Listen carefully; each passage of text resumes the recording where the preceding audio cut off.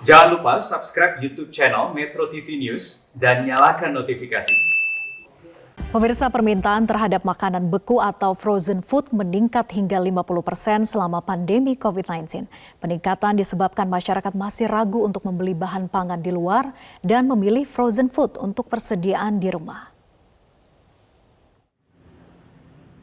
Pandemi COVID-19 memaksa masyarakat untuk banyak menghabiskan waktunya di rumah dan hanya keluar ketika ada keperluan mendesak.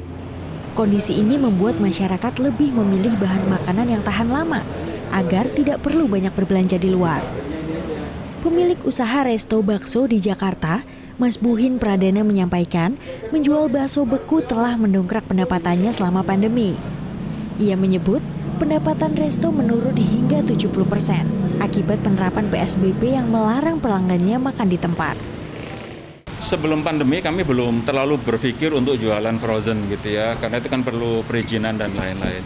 Jadi ini sebenarnya lebih ngakalin gitu ya untuk menambah pendapatan. Penjualan juga ya pasti naik, yang tadinya kita nggak jualan terus jualan gitu. Jadi orang datang ke sini mungkin apa itu bisa makan, ada nggak yang bentuknya frozen lah gitu ya, yang bisa disimpan di di freezer atau di kulkas lah, yang mungkin dia karena nggak setiap hari bisa datang ke sini gitu kan, mungkin bisa dinikmati 2 hari lagi apa 3 hari lagi gitu.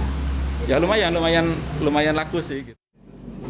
Kondisi serupa dialami salah satu produsen makanan beku di Jakarta. Production Director PT Ardene Artamulya, Ade Kuswara menyampaikan, penjualan makanan beku selama pandemi naik 50%. Ade menyebut, penjualan tidak hanya meningkat di segmen retail, tapi juga segmen agen dan reseller yang naik 5%. Menurutnya, segmen reseller naik karena banyak karyawan yang dirumahkan dan membutuhkan penghasilan tambahan. Selama 2020 peningkatan reseller emang agak menurun sih di pandemi ketiga ya. Itu pandemi ketiga dia agak turun. Tapi pandemi pertama dia justru naik. Pertama, kedua, ketiga itu udah mulai turun. Nah, keempat nih landai sih sebetulnya. Bahkan sekarang yang keempat ya. Nah, keempat ini justru udah mulai agak-agak sedikit. Ya, mungkin mau menjelang tahun baru, kita tidak tahu. Penjualan makanan beku di tengah pandemi menjadi prospek yang baik. Namun, seiring kembali dibukanya berbagai pusat perekonomian dan perkantoran, membuat para produsen dan penjual makanan beku bersiap-siap menghadapi menurunnya penjualan.